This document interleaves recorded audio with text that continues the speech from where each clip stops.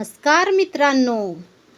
विचार करा, तुमच्या एका जवळच्या मित्राने किंवा नातेवाईकाने तुम्हाला सांगितलं की अरे फक्त एक साक्षीदार म्हणून इथे सही कर, बाकी काहीच नाही. आपणही विश्वासाने सही करता, पण तुम्हाला माहीत आहे का, तुमची एक साधी सही तुम्हाला कोर्टाच्या पायऱ्याही चढायला लावू शकते किंवा थेट तुरुंगवासही होऊ शकतो.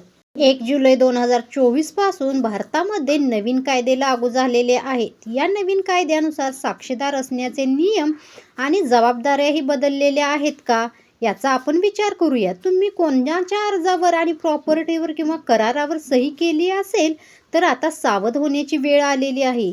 आजच्या व्हिडिओमध्ये आपण हेच सविस्तरपणे पाहणार आहोत.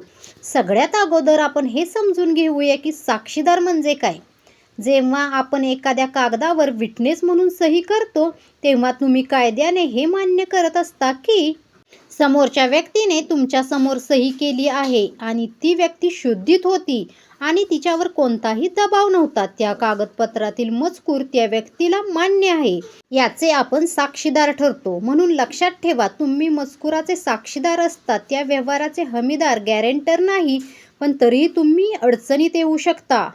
आता नवीन कायदा BNS नुसार काय बदल करण्यात आलेले आहे तर भारतीय न्याय संहिता आणि भारतीय नागरिक सुरक्षा संहितामध्ये काही महत्त्वाच्या तरतुदी करण्यात आलेल्या आहे. जर आपल्याला माहीत असेल की व्यवहार बेकायदेशीरपणे आहे किंवा ती कागदपत्रे बनावट आहेत आणि तरीही आपण खोटे साक्षीदार म्हणून सही केली तर तुमच्यावर कलम 229 ते 223 BNS नुसार कारवाई होऊ शकते.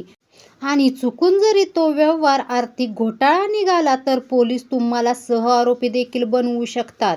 नवीन कायद्यात गुन्हेगारी गटाच्या व्याख्या अधिक स्पष्टपणे केलेल्या आहेत. फसवणूक: जर तुम्ही जाणून बुजून एखाद्या फसवणुकीच्या कागदपत्रावर सही केली असेल तर तुम्हालाही मुख्य आरोपी इतकीच शिक्षा होऊ शकते. आता साक्षीदार कधी अडचणीत येतो.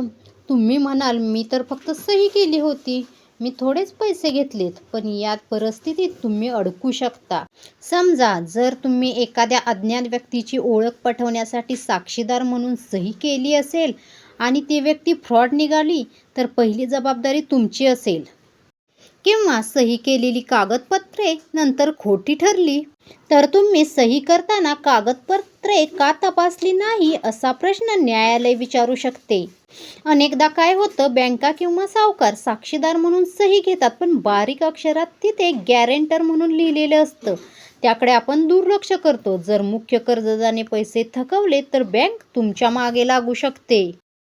मग आता यासाठी बचावासाठी काय आपल्याला केलं पाहिजे तर घाबरून जाण्याचं अजिबातच कारण नाही, पण सावध राहणेही तेवढेच गरजेचं आहे. कागदपत्र पूर्ण वाचा. सही करण्यापूर्वी तो करार किंवा डॉक्युमेंट पूर्णपणे तपासून घ्या. कोऱ्या कागदावर कधीही साक्षीदार म्हणून सही करू नका. व्यक्तीची ओळख: ज्या व्यक्तीसाठी तुम्ही सही करत आहात तिला तुम्ही वैयक्तिकरित्या ओळखत आहात का याची खात्री करा. फोटो आणि सही करताना शक्य असल्यास त्या व्यवहाराचा किंवा कागदाचा एक फोटो स्वतःच्या मोबाईलमध्ये काढून ठेवा. तुमची भूमिका स्पष्ट करा. सही करताना खाली विटनेस ओन्ली असे स्पष्ट लिहा, जेणेकरून भविष्यात तुम्हाला जामीनदार ठरवता येणार नाही. मोठे व्यवहार: जर व्यवहार करोडोंचा असेल तर साक्षीदार होण्यापूर्वी वकिलांचा सल्ला अवश्य घ्या. तर मित्रांनो, नवीन कायदे हे गुन्हेगारांना पकडण्यासाठी कडक करण्यात आलेले आहेत, पण एक जागरूक नागरिक म्हणून आपली ही जबाबदारी आहे की आपण कुठेही सही करताना ती जबाबदारीने करावी. साक्षीदार असणे हे मदतीचे काम आहे, पण ती मदत तुमच्या अंगाशी येऊ नये याची काळजी अवश्य घ्या.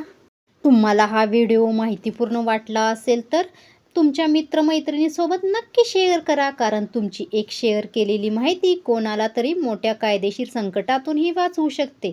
अशाच कायदेशीर माहितीसाठी आमच्या चॅनेलला सबस्क्राईब करा. धन्यवाद.